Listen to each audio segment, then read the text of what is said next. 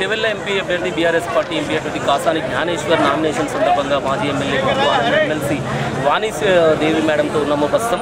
ఓవరాల్గా ఈ చేవెళ్ళ పరిధిలో ఎలాంటి అంటే ఈసారి మళ్ళీ తిరిగి కైవసం చేసుకోబోతుందా బీఆర్ఎస్ పార్టీ తన సిట్టింగ్ స్థానాన్ని అనేది తన మాటల్లో తెలుసుకునే ప్రయత్నం చేద్దాం. నమస్తే చెప్పండి, ఎలా ఉంటుంది ఈసారి చేవెళ్ళలో మళ్ళీ తిరిగి ఈ స్థానాన్ని కైవసం చేసుకునే అవకాశం ఉంది?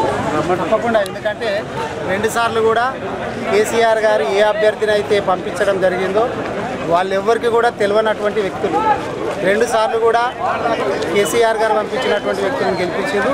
ఈసారి కూడా ఖచ్చితంగా బడుగు బలహీన వర్గాల అభ్యర్థి అయినటువంటి కాసాని జ్ఞానేశ్వర్ గారిని కేసీఆర్ గారు పంపించడం జరిగింది. తప్పకుండా ఆయన గెలుస్తారు. అంటే మీ కాన్స్టిట్యున్సీలో పరిస్థితి ఎలా ఉంది? అన్ని కాన్స్టిట్యున్సీలో, మా ఒక్క కాన్స్టిట్యున్సీ వికారాబాద్ నియోజకవర్గం అని కాదు, అన్ని నియోజకవర్గాల్లో కూడా ఎప్పుడైతే ఇక్కడ ద్రోహం చేసి వేరే పార్టీలకు పోయి 2 అభ్యర్థులు అయ్యిందో, ఎందుకంటే ఇద్దరు కూడా బీఆర్ఎస్ పార్టీ పరిచయం చేసినటువంటి వ్యక్తులే, వాళ్ళిద్దరు కూడా వేరే పార్టీలకు ఎప్పుడైతే పోయిందో వాళ్ళ మీద నమ్మకం పోయింది జనాలు. ఖచ్చితంగా మేము కేసీఆర్ గారి వెంబడి ఉండాలనేటటువంటి ప్రజలు నిర్ణయించుకున్నారు.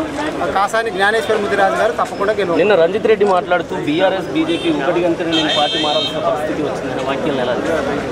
బీఆర్ఎస్ బీజేపీ ఒకటా కాదనేది ఇందాక కేటీఆర్ గారు తన ప్రసంగంలో చాలా బాగా చెప్పింది. ఎందుకంటే బలమైన క్యాండిడేట్ల మరి చెప్పుకునేటటువంటి బీజేపీ క్యాండిడేట్లను, బీజేపీ ఎమ్మెల్యే క్యాండిడేట్లుగా పరిచయం అయినటువంటి చాలా మందిని కూడా 5-6 మందిని ఊడగొట్టింది కాంగ్రెస్ కాదు, మన బీఆర్ఎస్ పార్టీ ఊడగొట్టింది.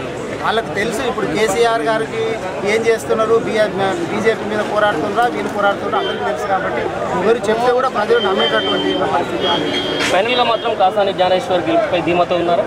తప్పకుండా 100% కాసాని జ్ఞానేశ్వర్ గారు మంచి మెజార్టీతో గెలుస్తారు.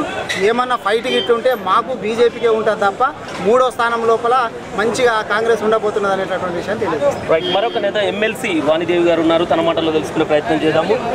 మేడం గారు చెప్పండి, మీరు ఒక ఎమ్మెల్సీగా ఉన్నారు, మొత్తానికి ఈసారి అంటే ఇద్దరు రెడ్డి సామాజిక వర్గానికి చెందిన నేతల మధ్య ఒక బీసీ నేత కాసాని జ్ఞానేశ్వర్ బరిలో ఉండబోతున్నారు. ఎలా ఉండబోతుంది? సిట్టింగ్ స్థానాన్ని కైవసం చేసుకుంటారని దిగుతున్నారు. 96